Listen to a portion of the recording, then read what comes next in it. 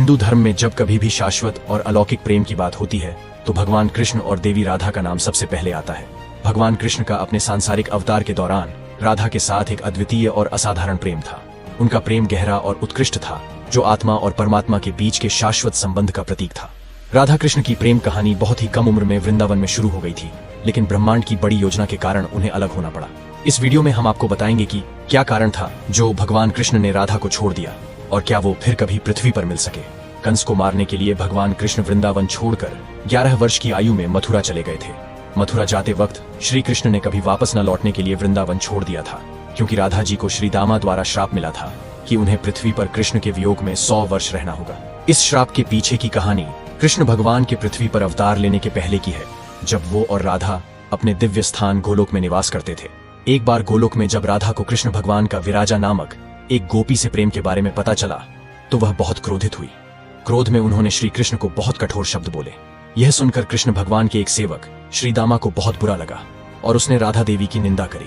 गुस्से में राधा श्री दामा से बोली कि जैसे राक्षस सदैव देवताओं की निंदा करते हैं, उसी प्रकार तू भी सदैव मेरी निंदा करता है, इसलिए मैं तुम्हें श्राप देती हूँ कि तुम पृथ्वी पर राक्षस के रूप में जन्म लोगे। इस पर श्री दामा बोले कि आपका क्रोध भी एक सामान्य इंसान की तरह है, इसलिए मैं भी आपको श्राप देता हूँ कि आप पृथ्वी पर एक इंसान के रूप में जन्म लेंगी और वहां अपने प्रिय कृष्ण के साथ कुछ समय बिताने के बाद आपको 100 वर्षों के लिए उनसे वियोग में रहना होगा। पृथ्वी पर लोग आपको रायाणा की पत्नी कहकर पुकारेंगे। इसलिए भले ही कृष्ण का राधा के प्रति प्रेम शाश्वत था, वह श्राप के प्रभाव के कारण राधा से सामाजिक तौर पर विवाह नहीं कर सके और श्राप के कारण ही पृथ्वी पर राधा को वृंदावन के रायाणा से विवाह करना पड़ा।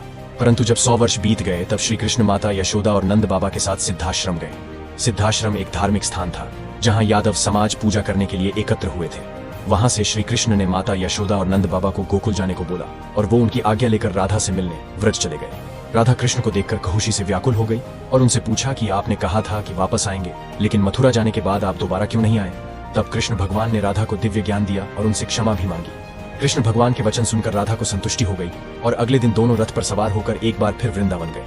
वृंदावन में वो नंद बाबा, माता यशोदा और अपने सभी ग्वाले साथियों से मिले। भगवान की लीला के कारण उस समय सभी लोगों ने भगवान कृष्ण को उसी रूप में देखा जिस रूप में वे मथुरा से गए थे।